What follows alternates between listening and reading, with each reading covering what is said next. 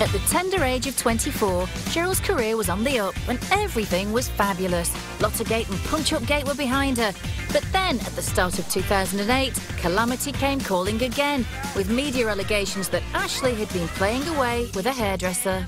He had no ounce of charm whatsoever. He was this drunken lout that slapped her on the bum, got into a car with her, puked all over the car, told her friend that she should be privileged that Ashley Cole puked all over the car, and then had sex with her and kept stopping to be sick. Cheryl was thrown into absolute crisis. She never thought this was going to happen to her. You just thought, how on earth are they going to get over this one, if it was true? Ashley has never commented on the allegations, and at the time, Cheryl kept stum, but it looked like the marriage was on the rocks. She basically grabbed the girls, went to Thailand in a very kind of Sex and the City-esque way. She showed a vulnerability. No longer pretty Cheryl or feisty Cheryl, suddenly events had made her brave Cheryl. In the most twisted, bizarre way, it boosted her public profile because there was a national outpouring of sympathy for this girl. She became the martyr, and people just, they warmed to her, of course. And all you could think of was, regardless of whether it was true or not, was poor bloody Cheryl. It became this drama, and everybody was on Cheryl's side. The whole nation really was screaming, you know, ditch him. She handled it in a very dignified way. We never saw, you know, she didn't attack photographers or scream at photographers. She just behaved in a very decent way. For a couple of months, she was brave at the airport, brave at the Brits, and even brave promoting a chocolate bar. Then she made the announcement that nobody expected to hear.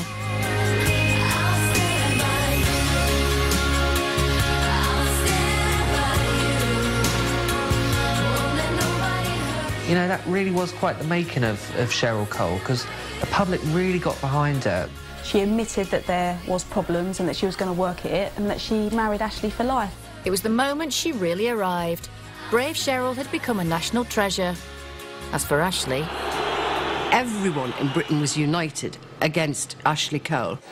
Cheryl was no longer just the pretty one in Girls Aloud. She was a star in her own right, with the status to do whatever she wanted. She turned bad into good, with remarkable results, and was looking for the next challenge. In her typically forthright manner, she'd already spoken about the band's limited shelf life. I think it'd be foolish to think that people haven't thought about what they want to do after the band, because, I mean, it's 4 years down the lane now, and realistically, how long have we got? Another few, yeah, if that. Luckily for Cheryl, Sharon Osbourne decided to leave the X Factor, creating a job vacancy in primetime telly. But no one would have predicted Simon Cowell's choice of a replacement. Sharon Osbourne was out, you know, who are you going to bring in? And when he said Cheryl Cole, most people were astonished. I thought Simon Cowell had lost it. I thought, what are you thinking of? I had a kind of one of those moments. One was because I thought that I was finally going to get to be the fourth judge. Two, because I was thinking, but she's just a little kid, you know, how could she be a judge? When the opportunity came, Cheryl was the first person we called. Just to be asked by Simon, and, you know, even to be asked to sit in Sharon's chair. I don't want to win for me. I want to do justice for my category, you know, and that's part of, yeah. You will. That's part of, you know, choosing the right songs. Quite a lot of responsibility, so really, I'm going to be focusing more so on doing them justice. Under the wing of the most influential man in TV, Cheryl was not about to fade into the background. And she came very quietly and just got on with her job, but hijacked the whole show. She not only hijacked the show, she only went and won it twice.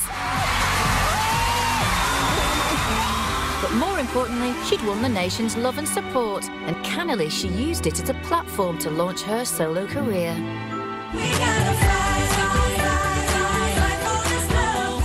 Helped by the nation's hatred of Ashley, her first solo album and the single Fight for This Love became massive hits. Cheryl's solo career has just been incredibly successful. Men do fancy her, yes, but it's women who are the ones who go and buy her records.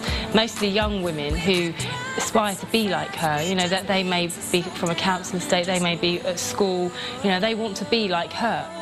Everything had gone right with her solo career, and things couldn't have been better. But the elation was short-lived, as just 3 months later, disaster struck again. Husband and Ashley was exposed as a sex pest and a cheater. She had apparently a great marriage. She got over the last major hiccup and everything must have been just going swimmingly, and then suddenly the shark appeared from nowhere. The shark came from Hull. Not hell, Hull. Home to 250,000 people, and in particular one innocent landscape gardener and part-time glamour model. She was quietly going about her business when a photograph of a man with no pants on was texted to her phone by a bloke claiming to be Ashley Cole. Obviously, I didn't believe him at first. I thought it was just somebody winding me up. So I asked him to send me a headshot just to totally confirm it was him, and that's the picture I then received. Who in the right mind would go out and start sending pictures of your private parts to somebody who you've never even met and you don't even know? Yeah, because it could end up in the papers or something. Oh, wait a minute.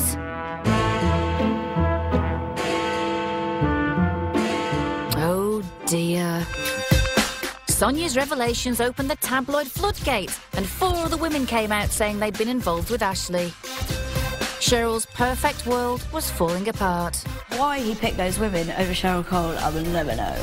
It was a fresh challenge for me, and said hopefully it will bring a new lease of life and you'll see a new Ashley Cole. I think it's just an insecurity thing. He knew that she was too good for him. Look, some guys just aren't meant to drive Ferraris. They're meant to drive Ford Focuses.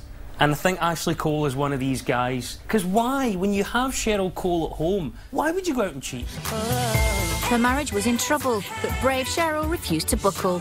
Showing true Geordie grit, she was due at the Brit Awards to perform her debut solo single, ironically named Fight for This Love. And rather than hide away, Cheryl fearlessly faced the public. Everybody there in that whole room was just wanting her to succeed. I'm going to run on stage with a banner saying "Dump Ashley." I think we all want to do it, don't we? It was a very public ordeal, but she got on with the show and all eyes were on her left hand. Cheryl Cole not wearing her wedding ring was a deliberate message. She knows that it's the first thing that journalists and photographers look for. That was up yours, Ashley. Look at me. Where are you? In a bold move, she was literally communicating to the nation through her ring. It started a countrywide debate. Would she take Ashley back again? I think people were absolutely hooked on this, the whole drama of it all. Would she really take the evil, cheating husband back? While the country pondered, Cheryl went across the pond, leaving poor Ashley terribly hurt. Not because of Cheryl, though. The poor lamb had turned his ankle. And while he sulked with his leg up, rumours came back from Hollywood that Cheryl had got her leg over. With the Hoff. No, not that one. Hunky dancer Derek Hoff. Derek Hoff is this dancer in the States who happens to appear on the scene as soon as she'd gone out there just after Ashley's latest infidelities came out. So obviously all eyes were upon her. She's not stupid. She knew that if she's walking around with some other guy, people are going to put 2 and 2 together. Oh, I hope Ashley was gutted. She returned to England still ringless, and while the country held its breath waiting for an announcement, Cheryl stayed strong and kept a dignified silence. Cheryl's had a tough life. She knows how to fight. She knows how to drag herself through situations. Then in June, the country got its answer. Ashley Cole is today reflecting on life as an X factor in Cheryl's life. She has filed for a quickie divorce. To add insult to injury, all Cheryl wanted was the dogs. No, Ashley, Coco and Buster. What more crushing blow can you deal a man's ego than to say even the allure of his wallet is not there anymore? Your money doesn't turn me on, mate, nor do you. Good for her. Maybe she should have got out a bit earlier, but what it did was it pulled the public towards her. So much so that in June 2010 she was voted Woman of the Year by Glamour magazine at a glittering ceremony. The highlight of my year is this, and this is going to kick off the next year, and hopefully there's more of these to come. So everything was looking great. A successful solo career, a new man, and she was putting the past behind her. Once again, Cheryl's switchback life had brought her through disaster, and she'd come out a winner. Or so she thought. Cheryl and her Hoff flew off for a week's holiday to tropical Tanzania, but when she flew home to film for the new series of X Factor, she brought back more than just a suntan and duty-free. Within days, she collapsed at an X Factor photo shoot. Cheryl's exotic holiday had come with an added extra, an exotic and potentially lethal disease. Malaria. Now there's something you don't catch in Newcastle.